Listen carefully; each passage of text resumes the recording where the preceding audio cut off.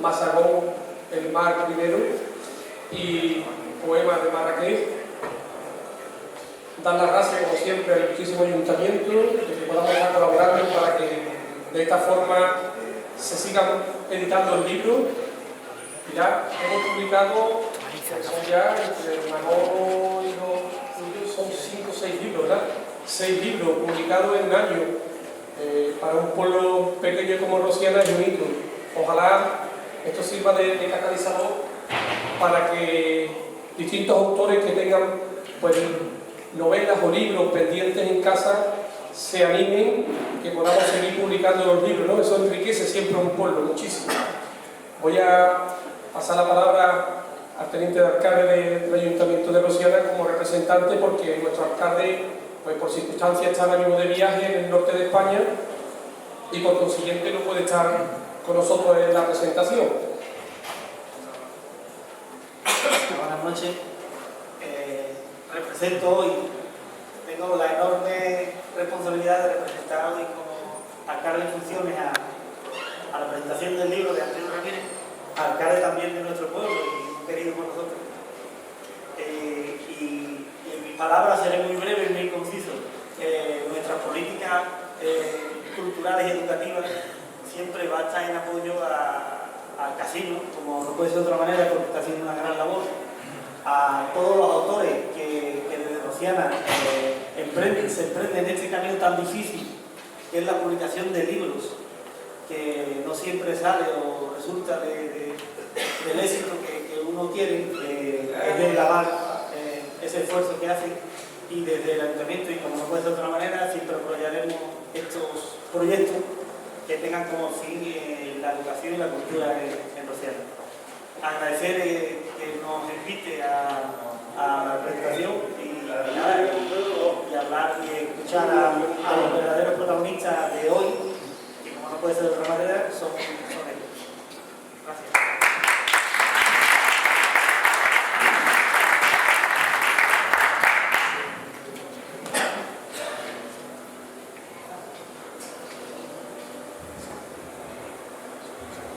Sí, buenas noches, amigos y amigas de Rosiana.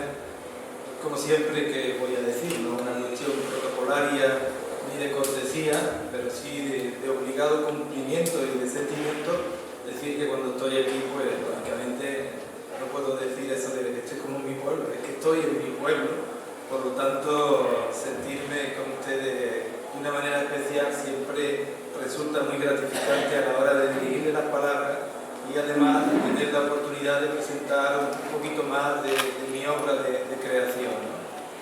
Yo creo que corresponde siempre, en este caso por la propia cortesía que obliga, a los agradecimientos. Agradecer al casino la colaboración que está teniendo en estas ediciones que estamos haciendo de la colección Rocius, y agradecer también al Ayuntamiento la iniciativa que se le planteó en su día y que se está convirtiendo en un coleccionable que creo bastante interesante para abundar en los conocimientos de la historia de nuestro pueblo.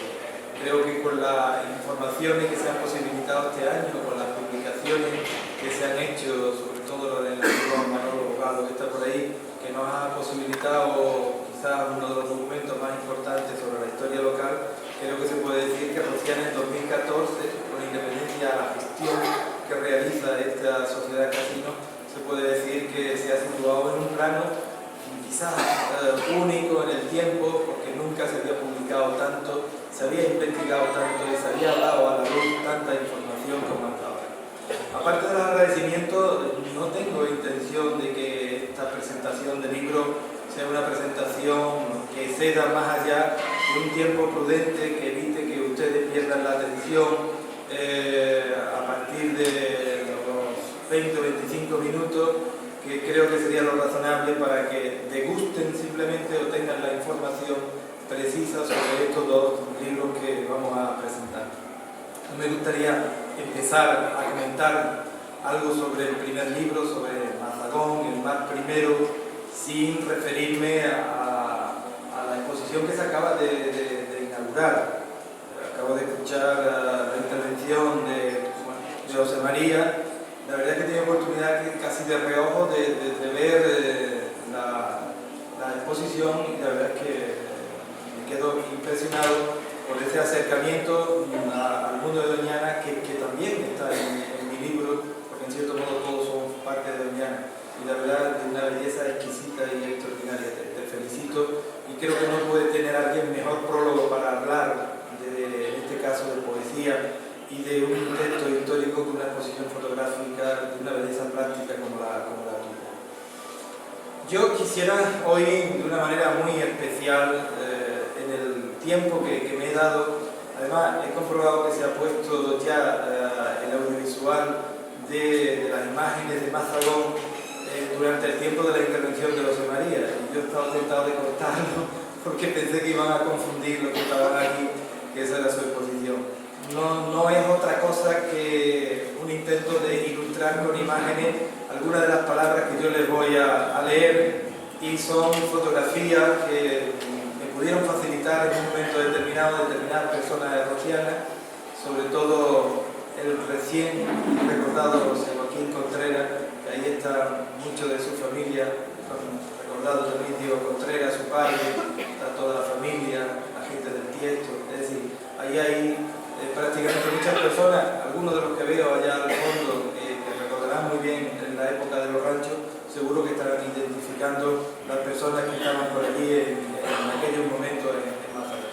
Pero este libro, presentado aquí en Rociana, solamente tiene una justificación para mí, aparte de justificar la publicación del mismo y agradecer que podamos tener un nuevo aporte de información sobre un espacio como es Mazagón.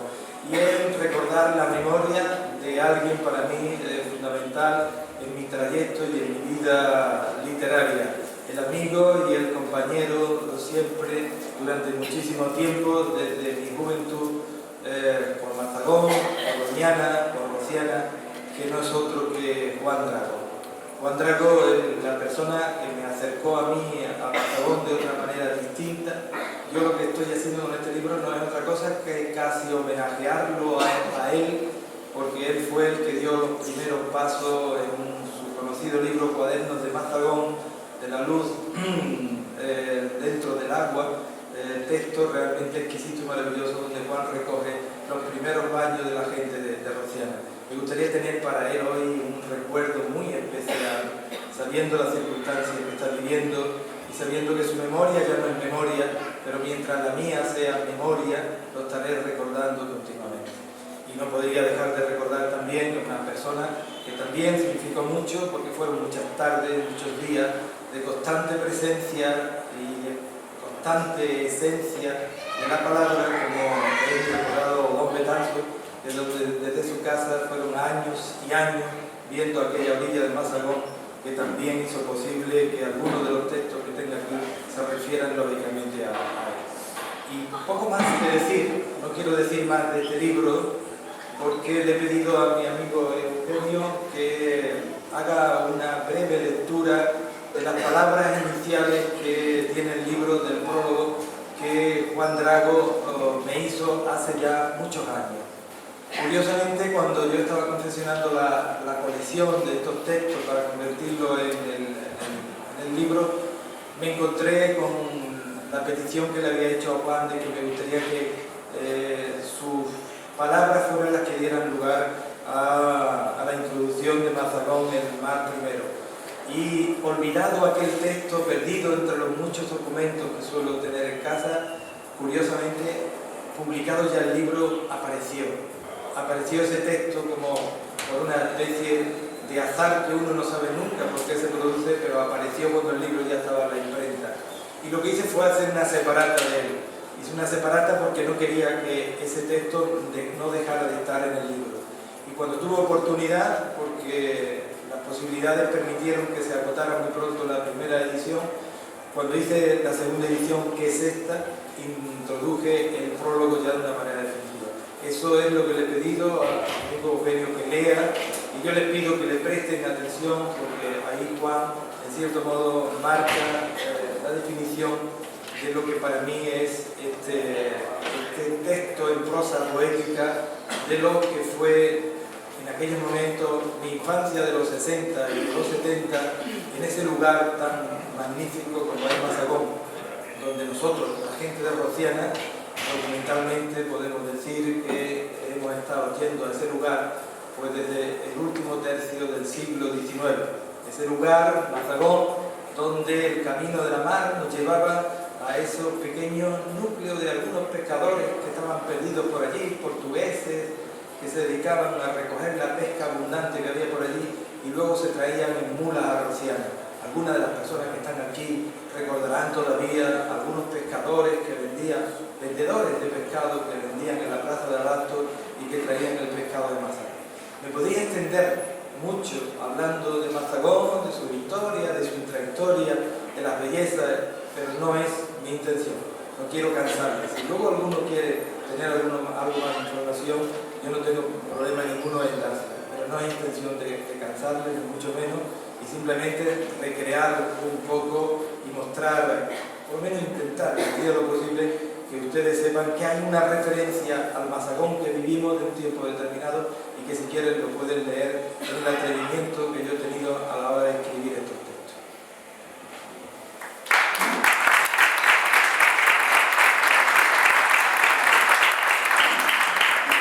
Buenas tardes. Mazagón o el mar de los secretos que sí. La etapa de la posguerra rociana y Mazagón trae a mi memoria momentos de mi infancia, y Antonio, aproximadamente 10 años menor que yo, también aporta su evocación de la calle Mazagón. Mi abuelo Francisco Gutiérrez traía el pescado de Mazagón, como dice Antonio, cargados de pescado en madrugadas de mochuelos y herraduras en la oscuridad de la matilla, buscando la frondosidad del billar y la vaqueriza. Mi abuela Socorrito tenía un puesto en la plaza de Bastos de Rociana, donde vendía pescado. Yo vivía muy cerca, me encantaba entrar y ver el bullicio de los que compraban y de los que vendían.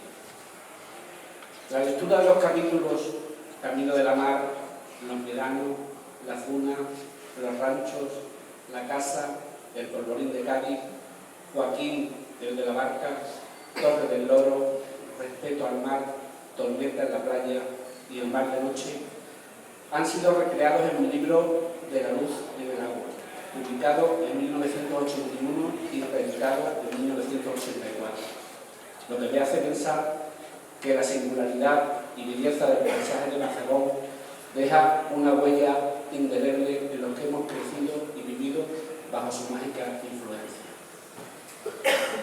Quiero resaltar el párrafo en el que Antonio Ramírez habla de los ranchos, aquellos primeros rocianeros que podían acercarse al mar de Mazagón ya preparaban lo necesario para su estancia veranera. Los hombres cortaban palos en los pinares, conocedores antiguos del viejo procedimiento para hacer chozas, y recogían cuerda, alambre, algunos clavos, únicos elementos para convertir en estancia temporal sus viviendas rurales, ayudados por los pocos pobladores de estas tribus extrañas. Como dice Antonio, la primera rociana la construyó Rafael Lotita y le siguieron en la cercanía de la cuesta, ahora llamado Chalet, los de Don Segundo el Maestro, El Sochantre, Celedonio Conca, Federico Vallejo, Naranjo, Faustino Acosta, Ricardo Lobato y un poco más alejadas se ubicaron las casas de Drago, Jaime Muñoz y Luis Manzano.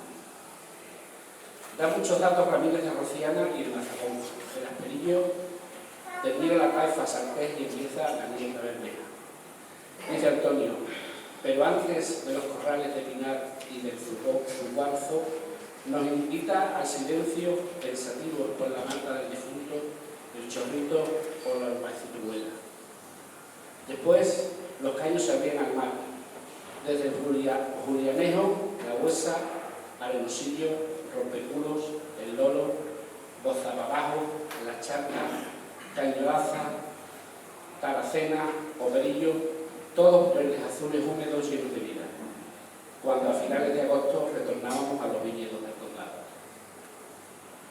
Me trae a la memoria la época de la vendimia en mi niñez, los carros y los camiones cargados de uva fría, el aroma del huerto y recuerdos de la iglesia que olía a incienso, dos olores que me cautivan.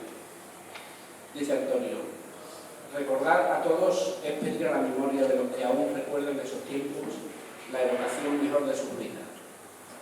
Por estas arenas vieron y vinieron su primer van o don Betanzos con su padre, como Manuel Contreras. Todos estamos inmersos en la luz, el espacio, el tiempo y la memoria. Lo que más nos preocupa a los humanos, muy presente en este libro, está el océano.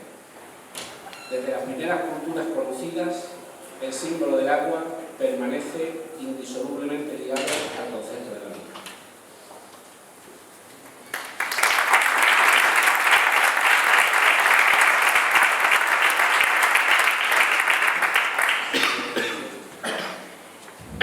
Y tras la lectura que ha hecho Eugenio del texto inicial de Juan Drago, yo solamente les voy a leer uno de los capítulos y con eso doy oportunidad a la presentación del libro de Mazagón, El mar primero.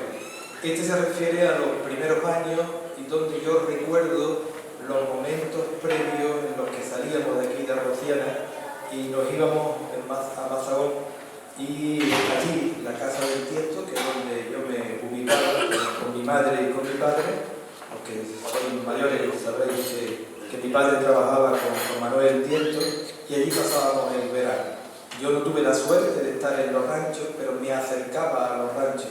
Estaba en aquella primera caseta de ladrillo que hizo Manuel Tiesto.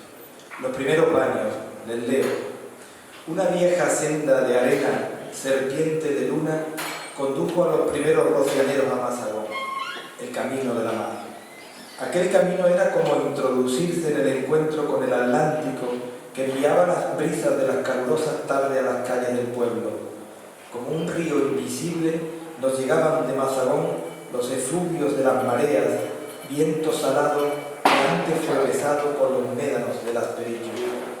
Pero hubo un tiempo, cuando Rociana puso nombre a este camino de la mar, que los rocianeros no escudriñaban el verde azul de las aguas para recrearse en ellas, sino buscando los sabrosos pescados de sus arenosas aguas, principalmente boquerones, chuchos, era una especie de raya, cazones, pequeños y sardinas, que saladas y embarricadas aportaban ricos nutrientes a los escasos pobladores de la incipiente Rociana.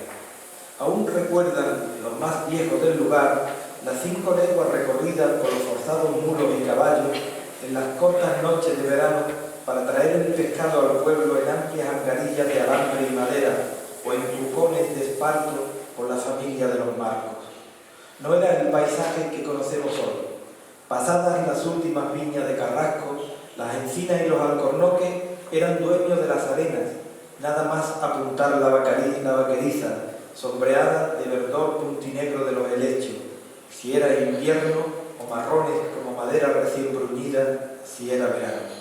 Las algaidas refrescaban el camino cuando se atravesaban los arroyos, y sus aguas, quietas o murmurantes, cercanas a las arenas blancas donde se refugiaban los meloncillos, veloces y en hileras, perdiéndose por las márgenes de las madres. Este bosque, refugio de los ganados del pueblo, daba paso a los inmensos lentiscos del Villar, cuando el arroyo de Don Gil se llenaba de álamos blancos con el rumor intermitente de su corriente suave hacia la laguna de la Cebuche y de la Cebrón.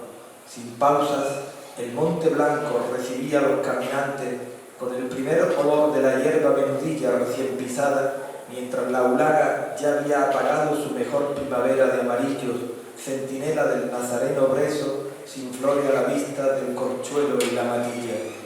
Y el mar ya era cristal en la retina de los cansados porteadores de bestias y arreos. ¿A dónde llegaban? ¿Por qué caño bajaban en busca de los pocos pescadores de las orillas del Mazagón Virgen? Solo la tradición oral evoca estos recuerdos que, como las campanillas de los mulos, se nos pierden en la noche de los tiempos. Pero el tiempo cambió al tiempo y al hombre en sus esperanzas. Si el paisaje tornó por la necesidad de más tierra de cultivo y las rozas eliminaron las dehesas, también mejoró el hombre en su bienestar a costa de su propia naturaleza, y se acercó al mar con otra visión. Lo miró sin miedos, moderno imitador de los bañistas burgueses y aristocráticos de la revista revistas decimonónicas de finales del siglo XIX, también sabedor de los aportes que para la salud tenía el mar y la salinidad de su brisa. Difícil es precisar cuándo comenzó a hacerse norma esta moda de los baños de verano, parada estival para aquellos rocianeros que podían permitírselo. Casi con seguridad podría situarse en los primeros años del siglo XX o en los últimos del XIX. Así lo atestiguan los mayores del lugar, a quienes llevaban sus padres y sus abuelos. La escala social de la rociana de la época estaba bien definida. Varios grandes propietarios, poseedores de más del 60% de las tierras de labor y forestales, un grupo intermedio de medianos propietarios que no superaban la centena, los llamados pelentrines, poseedores de algunos millares de viñas y un pequeño lagar, y el resto, casi toda la población, jornaleros, asalariados, ganaderos y algunas profesiones específicas de poca importancia. El monocultivo del viñedo en todo el condado, fuertemente acrecentado desde finales del siglo XIX, había establecido un tipo de ciclo vital, condicionando por el propio proceso productivo de la viña, que permitía, precisamente en la estación estival, relajar las tareas agrícolas, hecho este que fue posibilitando a los hacendados y propietarios tomarse la licencia de acercarse al mar, o como lo entenderíamos hoy, de tomarse unas vacaciones.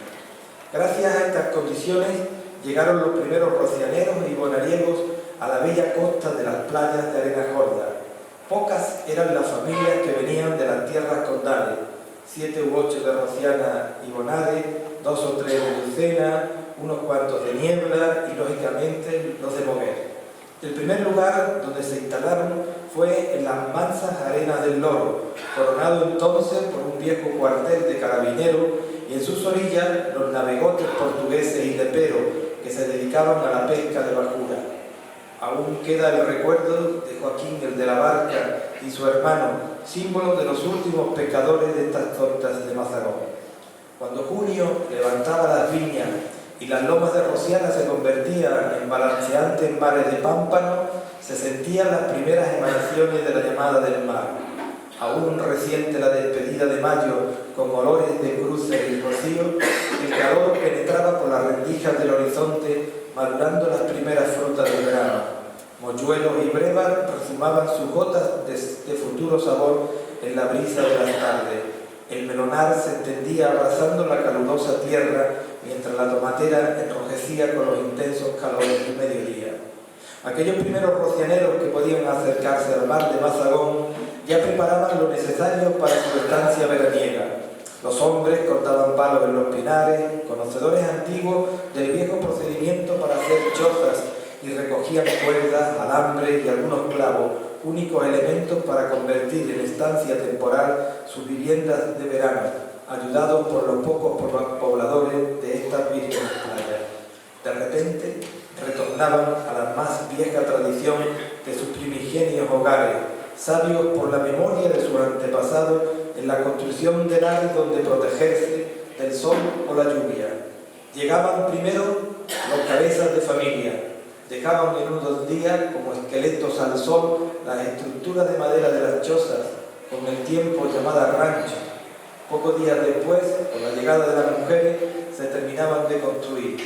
Cuán hermoso no sería andar hacia las madres, frescas en sus terciarias entrañas, para cegar las brozas y cubrir los ranchos en un jolgorio de niños y olas. El pozo, cercano y fresco, casi tocado por la orilla, manaba la dulce agua filtrada por los siglos de sílice en sus adentros. El resto era dividir el interior con sacos de arpillera y viejas sábanas, colocar los catres con colchones de borra o paja. Con el transcurso de los tiempos, los primeros rocianeros en Mazagón, como consecuencia del avance del mar en el Loro, se vieron obligados a subir orilla arriba para quedarse definitivamente en los aledaños primero de la Cuesta de la Barca y luego el Picacho. En esta zona comenzaron a construirse las primeras casas por aquellos que tenían mejor posición económica.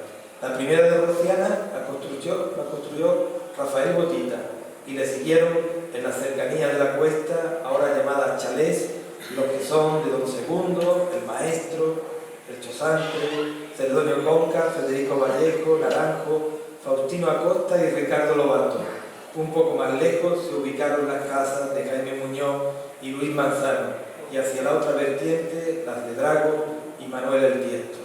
Junto a las 5 que había de vecinos de Bonares, conformaron aquel primer embrión del actual Mazagón en los primeros años de la década de los 40. Pero por estos años también comenzaron a aumentar los ranchos ubicados entre la Cuesta de la Barca y el Picacho. Cada verano, rocianeros y bonariegos, en línea paralela al mar, poblaban las orillas de mujeres y niños, pudorosas ellas en bañarse, incansables ellos de agua y arena, mientras esperaban los sábados la llegada de padres y maridos cargados de melones y sandías. Recordar a todos es pedir a la memoria de los que aún recuerdan esos tiempos la evocación mejor de sus vidas. Por estas arenas vieron y vivieron su primer mar o don Betanzo y su padre, o Manuel Contreras, conocedores de cada lugar, de cada pino, de cada sombra, reflejado en estas aguas que sintieron como una prolongación más de su albarizo rocianero. No hemos recordado un tiempo mejor, porque no todos tuvieron la oportunidad de disfrutarlo, sino un espacio y una naturaleza mejor.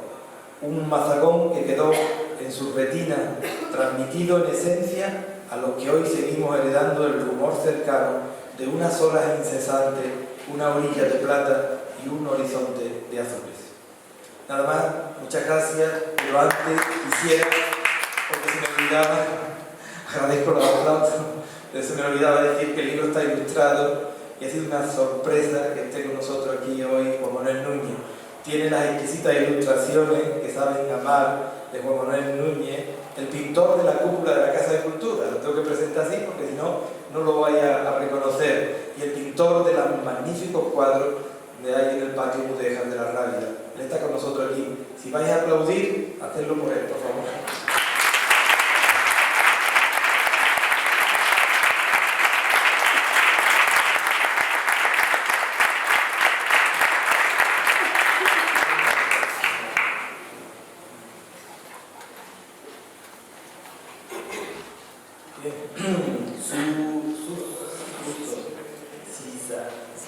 Sina. Mi amigo Amume me ha tratado que está aquí presente, ha intentado decir que pronúncialo bien, Sina. Lo difícil que es para un andaluz tener que pronunciar esa fonética árabe. Ya nos cuesta trabajo pronunciar la fonética del resto del país, con Sina. Ahora es su momento y el mío otra vez, pero en esta ocasión más el suyo, porque estoy encantado de que ella haya querido leer en árabe los textos de este último poemario mío, Poemas de Marrakech. No es el último poemario, es un poemario que escribí ya hace tiempo y que justifico solamente su escritura y casi le doy paso a ella. Creo que se están viendo ya algunas imágenes, fotografías que tomé en mi primer viaje a Marrakech. Tuve la oportunidad, hace ya, no sé, 10 o 12 años, de ir a Marrakech y la primera impresión que me produjo la ciudad fue tan impactante que escribí un breve poemario, que es este que está aquí, lo publiqué, se llamó Poema de Marrakech, se llama Poema de Marrakech y ha dormido durante muchísimo tiempo en la estantería de mi casa, sin más pretensión que es la recreación emocional, el estado de ánimo, que es lo que produce la poesía en mi persona, y allí se quedó. Pero últimamente, las relaciones personales que mantengo con mi amigo Amun y con otras personas del norte de Marruecos, y gracias a él él me escuchaba decir muchas veces, ¿cómo me gustaría que los poemas de Marrakech pudieran traducirse al árabe, ¿no? ¿Cómo me gustaría saber cómo suenan esos poemas en la lengua árabe? ¿Cómo me gustaría ver la grafía exquisita, preciosa de la escritura árabe? ¿Cómo me gustaría verlo reflejado en un libro? Y ese ámbito de relación permitió que digo, se lo voy a comentar al amigo Mesuar El Idrisi, amigo suyo, que le digo, mi amigo Antonio quiere traducir un poemario suyo. Bueno, le faltó tiempo a Mesuar, profesor y traductor de la Escuela de Traducción de Tánger, de ofrecerse a hacer la traducción. Y yo encantado, estoy como un niño pequeño viendo cómo mis textos se han podido traducir al árabe. No es, ni tiene otra intención el libro más allá que un breve recorrido por la ciudad, donde yo me meto dentro de ella y la convierto en mi amante. Si ustedes quieren pensar en un cuerpo femenino, también pueden pensar en un cuerpo femenino, pero la ciudad es lo sorprendente, o lo suficientemente sorprendente como para que sea elemento evocador, como para ser capaz de amar un cuerpo y una ciudad. Y ubicado en un sitio magnífico, en un lugar donde se puede decir que desde allí está la esencia de todo lo que yo pude sentir, ¿no? En aquellos momentos todavía no se había trasladado mi amiga María José Cumbrera a Sultán María. Ella vivía en Guilí, en la zona occidental, pero desde su piso hacíamos recorridos largos hacia el centro de la Medina, y esos recorridos dio lugar a este poemario. No les cuento más, porque me gustaría, aunque no lo entendamos, escuchar a Sina. Yo termino aprendiendo Sina. A la que le agradezco muchísimo, y lo vuelvo a repetir, que se haya ofrecido y sea tan valiente de leernos los textos. Ella lee solamente cuatro poemas, ¿no? Que no son muy largos, son cortitos, y para que a ustedes no les quede la sensación de que esos poemas tienen alguna significación, yo lo leeré luego en español, que es lo único que sé leer. Y ahora, pues, la exquisitez de Sina leyendo los poemas de Marrakech en su lengua árabe. Buenas noches. Assalamu alaikum wa rahmatullah. Me voy a leer el poema de Marrakech en árabe. صوب المياه منحدرة صوب المياه منحدرة صوب ظلال الزيتون سكينة خضراء في عينين رحلت عنهما ريح الجبل الأحمر. حضور الآخرين ليس حضورا بل رفقة في مدينة عصير البرتقال. واحتراق كالأنين أقصد الساحة التي لم ترى قط. Estén perfecto. Sí, espera, va a pasar a la página, lo leen en castellano.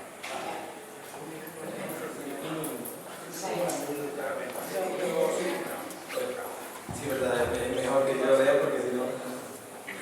El primero que he leído es el primero del poemario, que dice: hacia las aguas, corriente abajo, las sombras del olivo, calma verde en los ojos sin viento de la montaña roja.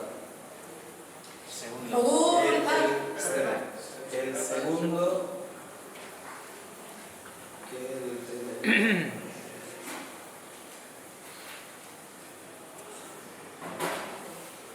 el segundo dice: la presencia de otros no es presencia, es compañía, en una medina de zumos de naranja y quemazón como gemido hacia la plaza nunca vista.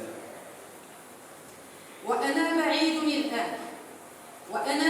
الآن أي لغة أتكلم، ألغة الأحاسيس الأسمى التي تحولني، أممارسة الحب بعشقك، تلك الحساسية الحرة، لغة نسيان الغريزي لربح حساسيات ووعي، التراكم والبعد تحسين لغة تحسين الذات دوني ودونك، أن يرى بوضوح حد إدراك التحول، قلق ملاحظات ما نخسر، لغة الأنا التي بلا تضحيات، أن تصير واحدا في مواضع الأسرار وأن تستسلم في المكان والزمان وهم أن توجد وهم الوجود المنفصل. أي لغة أتحدث بها عنك وأنا بعيد جدا عنك وقريب جدا منك مثل قمم الأطلس المتخفي. Se lo sabe de memoria. Increíble. Ha leído esto. Ahora que estoy lejos, ¿qué lengua hablo?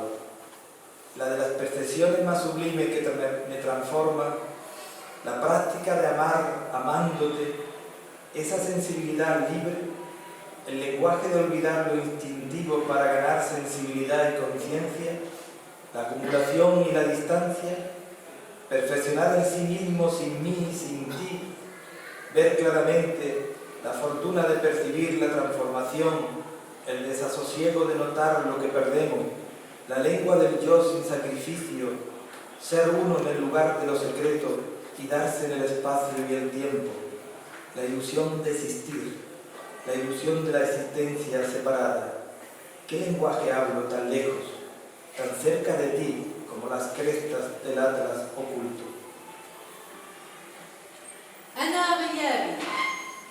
أنا غيابي فيك أنت التي تملئينه. Pues acaba de decir, soy mi ausencia en ti que la llenas. Nada más. Muchas gracias.